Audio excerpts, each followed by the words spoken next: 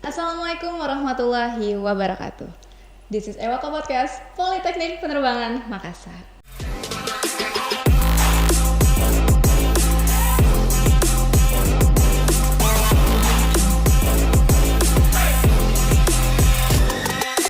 Oke, saya Desiva Perwara selaku host pada Ewako Podcast kali ini.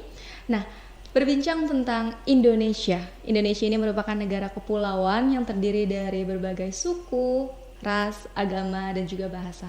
Dan kali ini kita kedatangan narasumber. Ini bisa digeser sebentar. Ini ya mungkin bisa perkenalan diri dulu, Pak. Silahkan. Sobat Ewako ya? Iya, Sobat Ewako. Assalamualaikum Sobat Ewako. Nama saya Julpan Margolang. Saya di sini sebagai salah seorang dosen di Polteknik Makassar dan saat ini mendapatkan amanah menjadi Wakil Direktur 2. Jadi saya sudah dari Medan, dari Surabaya ke Makassar. Jadi kalau dikatakan Indonesia, mungkin saya saat ini sedang belajar tentang Indonesia. Seperti itu Mbak Siva. Iya, betul banget ya Pak.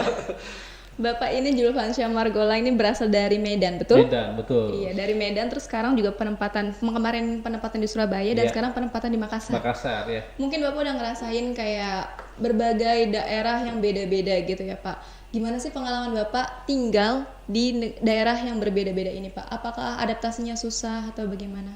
Sebenarnya Indonesia itu unik. Unik bisa dikatakan sesuatu yang sangat kaya ya. Tiap daerah itu memiliki keberagaman, memiliki kelebihan dan kekurangan. Permasalahannya adalah bagaimana kita bisa beradaptasi dengan apa yang kita hadapi saat itu. Jadi setiap daerah itu menuntut untuk kita untuk selalu menempatkan diri kita pada tempatnya. Saya ingat dahulu ketika orang tua kita mengatakan bahwa lain lubuk, lain ikannya. Jadi kalau di Medan ketemu orang Batak nih, di Surabaya ketemu wong Jawa, di Makassar kita ketemu Ewako atau Daeng. Jadi kita menempatkan sesuatu itu sesuai dengan kearifan lokal di tempat-tempat yang kita kunjungi. Tetapi permasalahannya adalah kita harus punya warna. Kita memiliki sesuatu yang tidak bisa dirubah. Ada identitas kita, jati diri kita. Jadi apapun sukunya, apapun daerahnya, misi kita adalah Indonesia. Iya, betul. Jadi Indonesia itu harga mati katanya. Jadi kalau kita bicara tentang Indonesia, saya punya konsep bahwa Indonesia itu sama seperti merah putih. Ada dalam diri kita. Merah darahku, putih tulangku. Seperti itu, Pak. Itu yang bisa saya gambarkan tentang Indonesia. Keren banget. Jadi nggak peduli kita dari orang mana ya Pak. Ya, betul. Jadi yang penting kita harus menyesuaikan aja dimanapun kita berada. Dan sekarang saya mau tanya Pak, alasan kita harus mencintai negara Indonesia itu apa ya Pak? Iya. Kalau kita mencintai sesuatu itu kan biasanya karena proses. Iya. Proses yang panjang. Biasanya sesuatu yang sulit didapatkan, ketika itu didapatkan itu cintanya akan sangat besar. Sulit untuk melupakannya. Indonesia itu didapatkan dengan proses yang sangat panjang. Perjuangan berdarah-darah para leluhur kita. Jadi kita mendapatkannya dengan susah payah sampai dengan 350 tahun plus 3,5 tahun. Ketika didapatkan kayaknya sayang sekali kalau itu kita lepaskan. Contoh nih kalau para Ewako, jika mendapatkan seseorang yang disukai dengan susah payah misalnya, jadi memang kalau itu sudah didapatkan, saya yakin cintanya akan lebih besar dibanding yang mudah untuk didapatkan. Tapi banyak yang bilang ini Pak, gampang untuk diraih tapi untuk mempertahankan itu yang sulit. Iya, memang ini yang bisa dipatahkan sebenarnya Mbak. Jadi kalau orang itu yakin dengan apa yang didapatkan itu adalah sesuatu yang menjadi tujuan hidupnya, dan Indonesia ini adalah tujuan hidup kita bangsa Indonesia, dan menjadikan Indonesia ini adalah sesuatu yang menjadi pegangan kita, otomatis kita akan menggenggamnya dengan kerja keras, dengan kokoh, sehingga itu akan sangat disesali kalau itu dilepaskan. Iya betul Pak. Jadi memang cinta itu akan semakin terasa jika itu membutuhkan pengorbanan yang besar, seperti itu Mbak. Jadi memang para pejuang itu sudah sudah melakukan perjuangan untuk mendapatkan Indonesia, yang kita dapatkan ini adalah hasil perjuangan mereka. Jadi nanti para leluhur kita yang sudah meninggal akan ramai-ramai marah sama kita.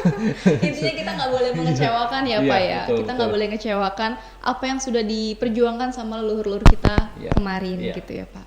Iya, jadi kita sudah bisa meraih nih. Bagaimana cara kita untuk mempertahankan dan bahkan bisa lebih memajukan bangsa Indonesia ini ke arah yang lebih baik lagi. Sepakat. Iya. Dan sekarang yang udah dilakuin anak muda sekarang juga udah hebat banget ya Pak, dengan berbagai penemuan-penemuan, inovasi-inovasi yang dilakukan, bahkan kayak juara-juara di kancah internasional pun bahkan Indonesia sering gitu mendapat itu ya Pak. Iya betul. Nah sekarang menurut Bapak, kira-kira upaya-upaya apa lagi sih Pak yang bisa dilakukan kita ini sebagai kaum muda untuk bisa memajukan bangsa Indonesia terutama di kancah internasional? Ya, memang kalau kita lihat di forum-forum internasional, sebenarnya generasi muda kita tuh memiliki potensi yang besar. Saya perhatikan kalau kita ke luar negeri ya, kita ketemu dengan para mahasiswa, mereka bawa keluarga ke luar negeri, mereka sekolah, berjuang dan lain sebagainya. Dan teman kita juga ada yang sekolah ke luar negeri. Mereka itu mengorbankan banyak hal loh untuk bisa mendapatkan ilmu negeri orang dan kembali pulang ke tanah air untuk mengabdikan ilmu mereka di tanah air. Dan untuk di kancah internasional ini memang salah satu yang menjadi kendala, mohon maaf nih ya buat teman-teman Ewako, untuk di internasional salah satu kekurangan kita adalah untuk merefleksikan pesan kita adalah masalah bahasa sebenarnya. Iya betul. Ketika kita diskusi dengan anak-anak di internasional itu, Indonesia biasanya kalau yang diutus adalah orang yang tidak tepat, biasanya akan menjadi pendengar yang budiman di forum. Jadi bagaimana bisa menyuarakan hati bangsa Indonesia di internasional, apalagi menyampaikan prestasi kalau seandainya dari bahasa saja masih memiliki keterbatasan. Padahal mungkin ide atau gagasan itu mereka punya ya Pak, skillnya. Cuma mungkin keterbatasan di penyampaiannya, bahasanya itu jadi agak terkendala. Dan ini juga berlaku buat birokrat ya, hubungan internasional. Jadi banyak sekali pesan-pesan bangsa kita yang mungkin tidak terakomodir ketika disampaikan oleh orang yang tidak tepat. Jadi buat generasi muda nih, para Ewako, buat teman-teman semua, kami pikir bahwa prestasi itu banyak bidangnya.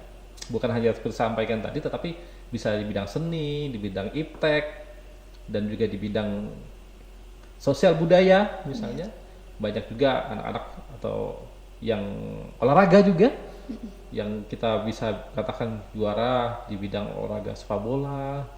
Apalagi satu kemarin tuh yang panjat tebing ya, juara dunia. Dua orang wanita dan laki-laki. Cukup banyak gitu. Cukup banyak dan saat ini Indonesia juara panjat tebing di samping pencaksilat yang selalu menjadi juara dunia.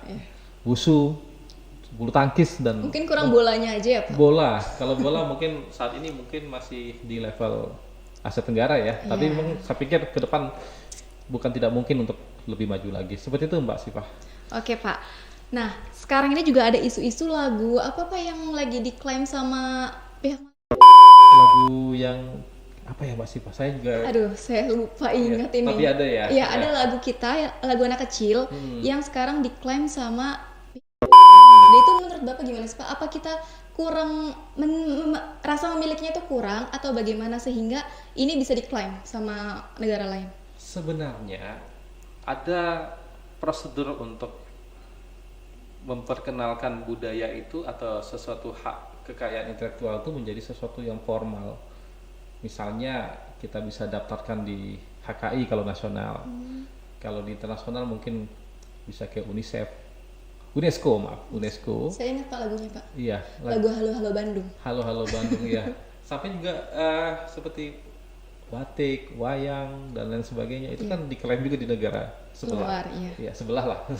Dan ini sebenarnya kita itu tidak rajin untuk mendokumentasikan dan mengadministrasikan apa yang menjadi kekayaan kita. Mencatatkannya di lembaga internasional. Kalau di luar negeri itu seseorang itu membuat lirik lagu yang 5 baris saja, 5 bait misalnya seperti itu, mereka langsung daftarkan. Di hak ciptakan. Dan itu yang menjadi kekurangan kita. Contoh seperti beberapa tahun lalu seperti tahu saja jadi rebutan. Iya betul. Batik juga jadi rebutan. Wayang dan masih banyak lagi.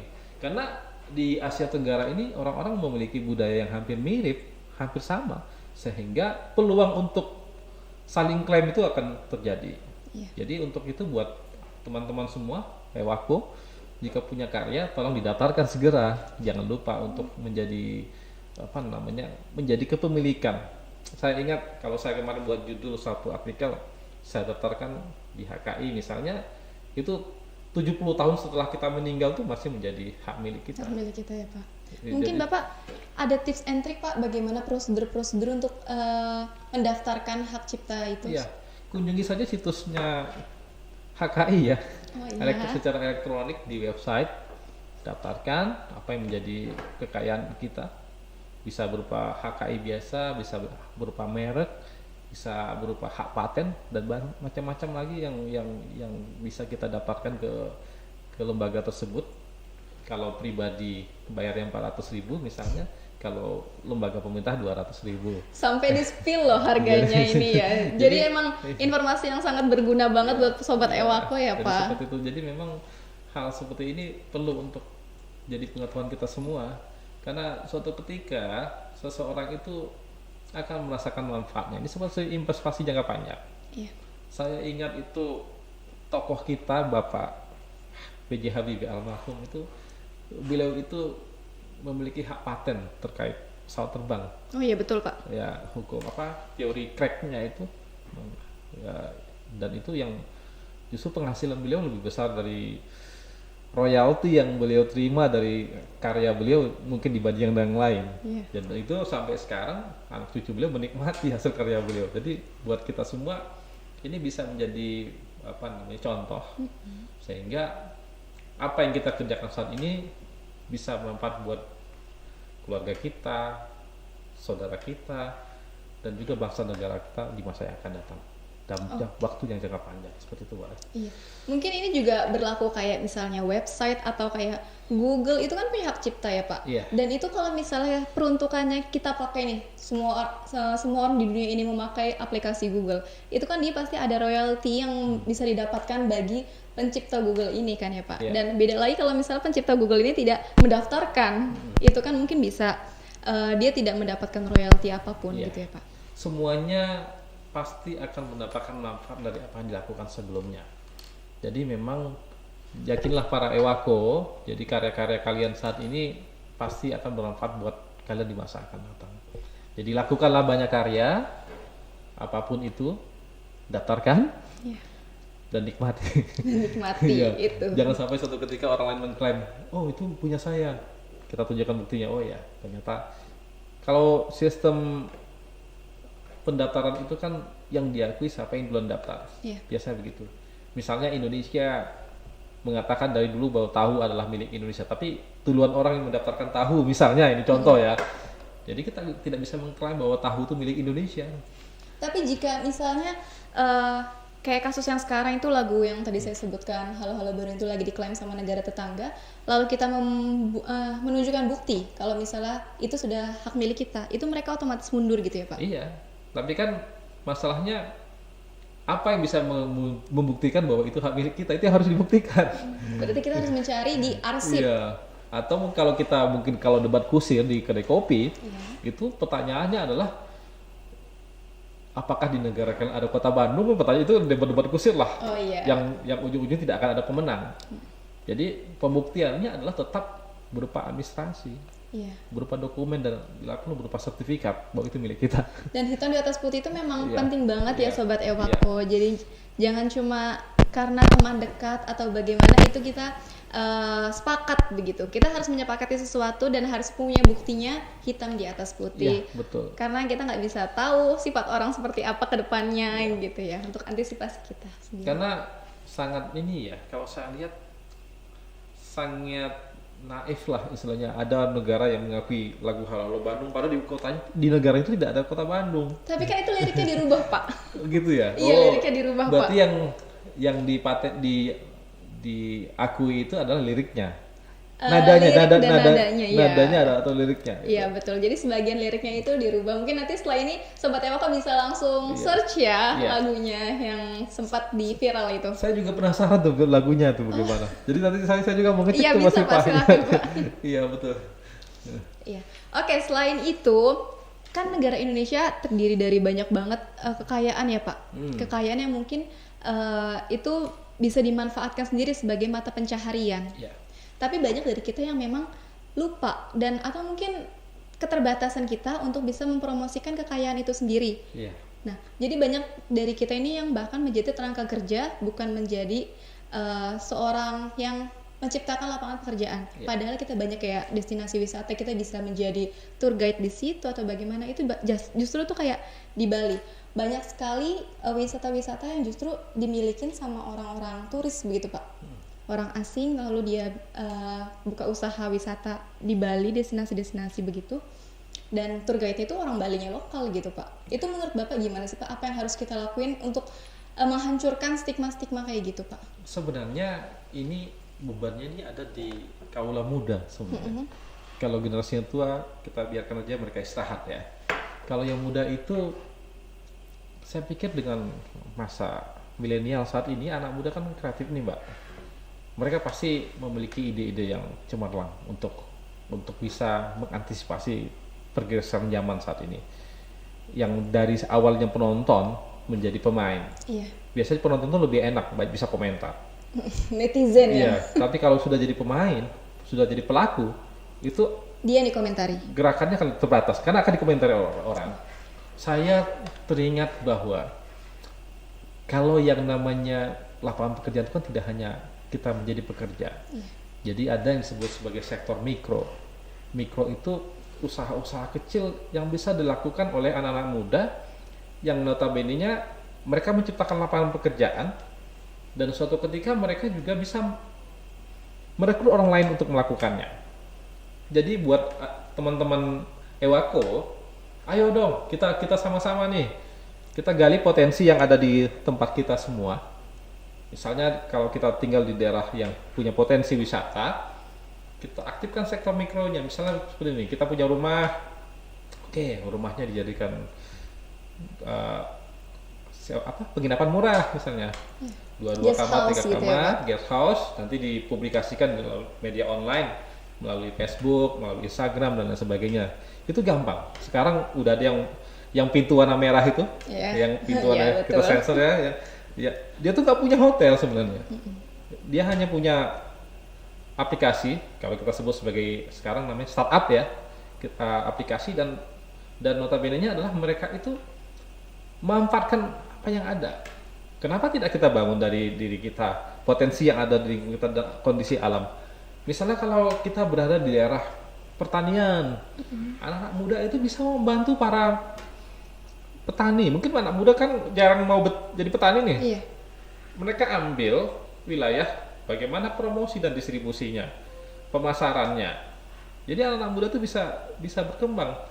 Kalau di pemukiman kaula muda, teman-teman Ewako di dekat laut, mungkin saya yakin para Ewako jadi nelayan. Gak pengen jadi nelayan, mungkin distributornya. Iya betul, mungkin kita bisa yang lain ya Pak. Karena selama ini kan kalau para Ewako itu kan terkenal dengan para pelaut ya. Tapi pelaut bukan pelaut nelayan, tapi pelaut berlayar ekspedisi untuk distribusi logistik. Tetapi hal-hal seperti ini yang bisa dikembangkan. Jadi kita bukan hanya sebagai pencari kerja, tetapi ada para pencipta, para pelaku lapangan pekerjaan. Ini yang mungkin nanti teman-teman Ewako ketika nanti selesai ini atau juga sampai saat ini sambil dengar kita ngobrol saat ini, browsing apa sih peluang yang ada di lokasi masing-masing itu nanti bisa digali. Saya yakin para Ewako ini pintar-pintar Mbak Siva. Iya betul. Jadi intinya kita juga harus saling berkolaborasi ya Pak. Kita nggak boleh kayak sesama warga negara Indonesia itu nggak boleh saling sikut-sikutan. Kalau kata orang tuh kan memang di dunia kerja ini sikut-sikutan. Tapi gimana caranya kita tuh memiliki visi yang sama, yaitu untuk membangun negara Indonesia menjadi lebih baik lagi dan menjadi dari negara berkembang menjadi negara maju gitu ya Pak. Iya, jadi kita tadi bisa dibilang kata Pak Julfansyah tuh mungkin kita ini sebagai anak muda tidak mau menjadi nelayan, tapi kita bisa jadi distributornya. Dan itu kita harus berkesinambungan, siapa yang mau berperan menjadi A dan siapa yang mau berperan menjadi B gitu. Jadi prinsipnya orang lain itu bukan jadi saingan kita. Iya, betul. Bukan jadi kompetitif atau tapi jadi partner ya, Pak. Partner, atau kita selalu kolaboratif dengan orang-orang. Ini yang perlu ditanamkan buat kita semua, Mbak Sita. Iya, betul banget. Jadi tidak ada saingan dalam hidup ini. Iya. Yang ada partner. Yang ada partner, termasuk partner hidup. Yang nggak boleh itu semua orang dijadikan sebagai partner hidup. Aduh, bahaya, Pak. Itu nggak boleh. Cuma satu. Cuma satu untuk partner hidup. Satu untuk selamanya, insya Allah. Amin. Oke, Pak. Saya juga baru-baru ini dengar nih, Pak. Kan kayak Google Maps ini keren banget kan, Pak. Dia bisa tahu sampai detail banget di mana sih letak restoran A, restoran B, sampai seganggang itu dia tahu, Pak. Dan usut punya usut, itu tuh ternyata di atas persaingan yang paling ketat ini adalah di atas ya, Pak. Di satelit itu, Pak. Di luar angkasa, di satelit. Dan Indonesia ini belum punya satelit, Pak. Jadi satelit ini masih dikuasai sama pihak luar. Yes. Ya, negara luar. Dimana kita itu justru kayak membanggakan apa semua yang ciptaan dari produk luar. Tapi tidak tergerak dari hati kita tuh untuk menciptakan hal tersebut, Pak. Iya. Nah, itu menurut Bapak kurangnya di mana sih, Pak? Padahal kita kalau dipikir-pikir kita juga nggak kalah kok, Pak. Nggak kalah dari kayak sumber daya manusianya juga kita hebat-hebat. Banyak juga yang kuliah di luar negeri atau yang lain sebagainya. Tapi kenapa kita masih terus senang untuk menjadi penikmat daripada kita menjadi pencipta? Pertanyaan ini sudah ada sejak lebih 10 tahun yang lalu, Mbak. Iya. Saya teringat beberapa waktu lalu ketika gembar-gembor dikatakan tentang GNSS, penerbangan yang sifatnya hands off, yang berbasis satelit.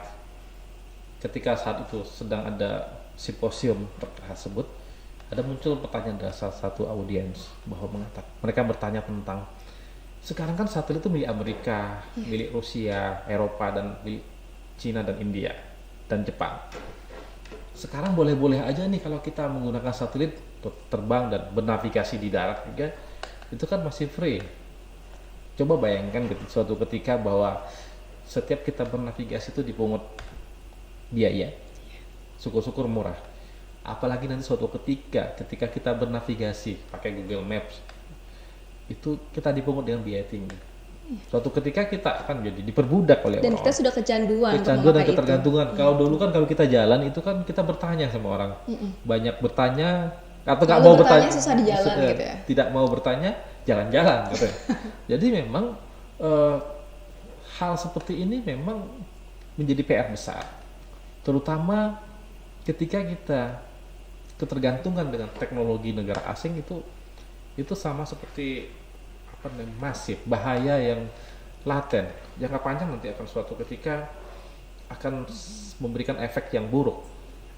Untuk itu memang untuk kaula muda, untuk teman-teman Ewako, ini jadi pelajaran buat kita bahwa ke depan kita bisa mendorong para ilmuwan, para pemangku kebijakan, pembuat keputusan di negara ini untuk ayo dong kita sama-sama mengejar ketertinggalan teknologi ini. Misalnya di bidang satelit, kita belajar berinovasi, kita bereksperimen bagaimana menciptakan sesuatu yang baru, yang notabene suatu ketika kita bukan hanya sebagai pengikut, bukan hanya sebagai penikmat, tetapi kita menjadi pelopor di bidang teknologi. Jadi untuk itu buat teman-teman Ewako, ayo dong kita belajar nih, jangan nonton aja nih. Kita belajar bersama-sama bagaimana, ayo dong, saya ini sukanya di teknologi, ayo kita sama-sama belajar tentang teknologi satelit. Kita bangun lembaga riset yang nanti kita buat satelit Indonesia. Ayo, kalau kita sekarang tergantung dengan teknologi Jepang, otomotif, ayo dong yang suka otomotif, kita belajar sama-sama. Ayo, yang suka naik pesawat terbang, jangan cuma naik pesawat, kita buat pesawat terbang bareng-bareng. Seperti itu, Mbak. Jadi kita coba menggali potensi yang ada di diri kita dan teman-teman kita bangun sistem, kita kolaboratif, membangun sesuatu yang bermanfaat untuk jangka panjang bagi bangsa dan negara kita. Seperti itu, Mbak Siva. Itu keren banget ya dari Pak Julfansyah tadi. Cuma ini jadi pertanyaan besar di otak saya, Pak. Karena kan masyarakat sekarang, khususnya bagi anak muda yang baru merintis, itu kan mereka kebanyakan carinya tujuannya money gitu, Pak. Dan mereka itu kan kayak senangnya kerja di perusahaan terkenal yang memiliki gaji besar. Dari generasi muda ini dia tuh berpikiran mendingan gue kerja di luar negeri aja deh, gajinya besar. Kalau di Indonesia gajinya seberapa sih, kayak gitu Pak. Kan banyak juga kayak compare yang gaji pilot di Indonesia segini sedangkan di luar negeri segini, kayak gitu kan Pak. Ya, ini menjadi pertanyaan klasik ya. Ini pertanyaan ini memang sudah lama. Dulu pernah ada satu kasus ketika banyak mahasiswa yang mendapatkan beasiswa dari luar negeri, dari pemerintah Indonesia untuk kuliah di luar negeri. Ketika mereka selesai kuliah, mereka nggak balik ke tanah air. Banyak tuh, ada ratusan orang yang dicari oleh Kementerian Keuangan sampai saat ini. Oh iya Pak. Coba cek data di Google. Banyak mahasiswa yang diberikan beasiswa itu nggak kembali ke tanah air. Padahal itu ada ikatan dinas kalau mereka setelah itu harus kembali. Betul, itu terjadi. Dan ini juga berlaku buat orang-orang yang ketika mereka mempunyai kompetensi, mereka bekerja di luar negeri dan mereka lebih memilih luar negeri dengan daya tarik bahwa gaji, uang, money seperti itu. Dan ini menjadi PR. Ini bukan hanya, maaf ya teman-teman Ewako, ini bukan hanya PR buat rekan-rekan Ewako muda, tetapi ini PR buat Ewako tua, teman seperti saya dan generasi milenial atau mungkin generasi kolonial seperti saya. Ini ada hal yang harus diperbaiki secara masif. Jadi memang apa yang menjadi peraturan tentang ketenaga kerjaan, nilai upah minimum mungkin, upah minimum dan lain sebagainya, ini menjadi PR bersama. Jadi di samping itu juga banyaknya, kalau kita bangun perusahaan, banyaknya pungutan yang memungkinkan biaya operasional tinggi, sehingga untuk pembayaran ke gaji itu juga membuat semakin rendah. Jadi pembiayaan untuk biaya operasional cukup tinggi. Jadi pemangkasan birokrasi, reformasi birokrasi dan penyederhanaan pelayanan publik itu juga harus segera dilakukan, sehingga apa yang menjadi hak manusia itu lebih bisa dioptimalkan.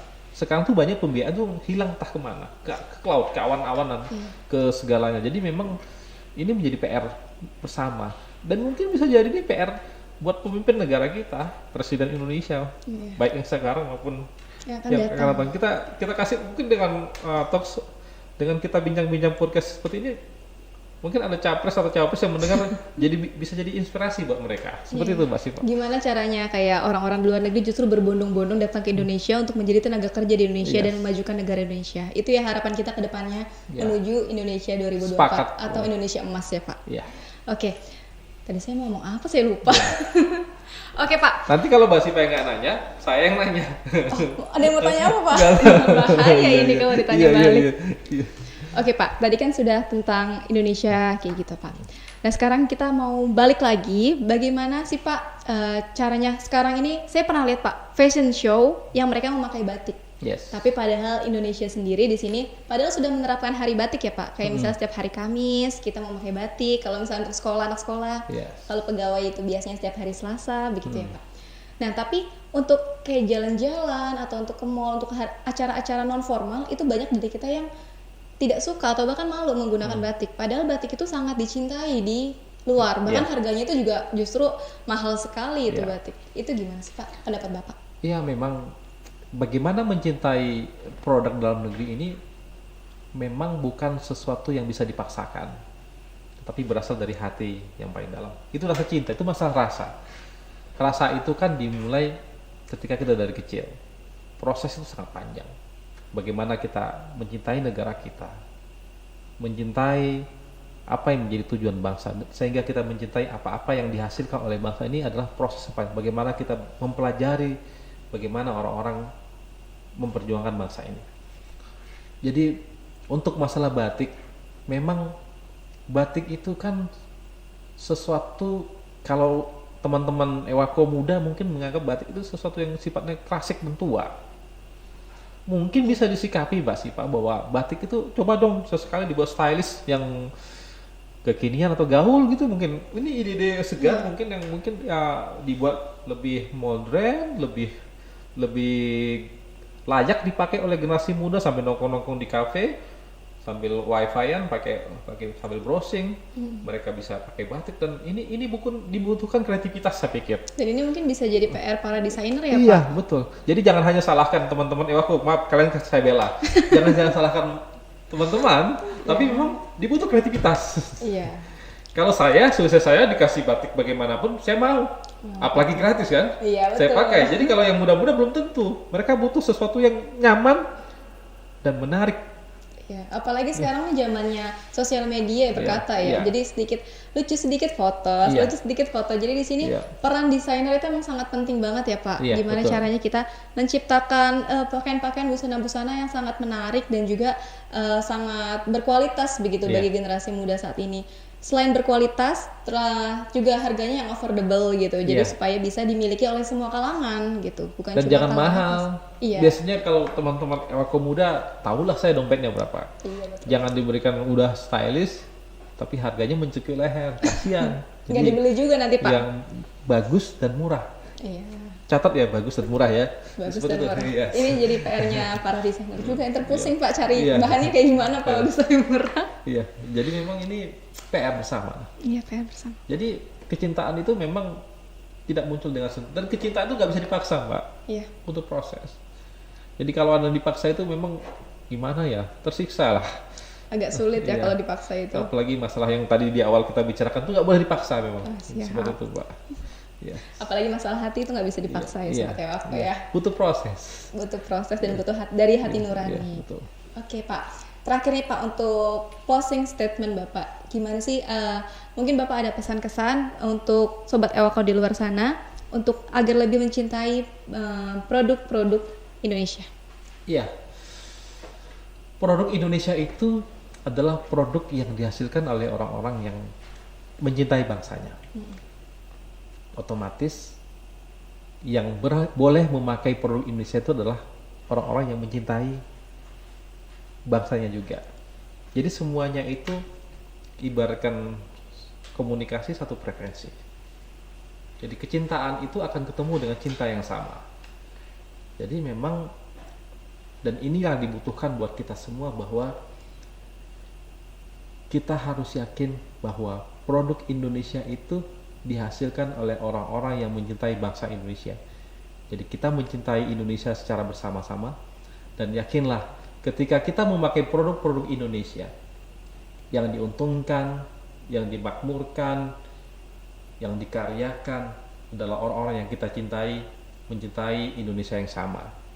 Dan kesejahteraan itu, uang itu akan kembali ke kantong yang sama.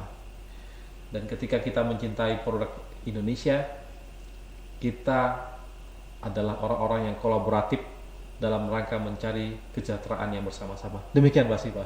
Oke, keren banget ya Sobat Ewako. Itu pembahasan kita terkait seputar Indonesia ya Pak. Jadi kita di sini harus sama-sama bergandengan tangan untuk sama-sama membangun Indonesia. Kita harus kenali potensi diri kita dulu masing-masing untuk kita bisa berkarya memajukan Indonesia di potensinya masing-masing ya Pak. Seperti itu. Oke, sekian pembahasan dari kita di pada Ewako Podcast kali ini. Sampai jumpa di episode selanjutnya. Bye.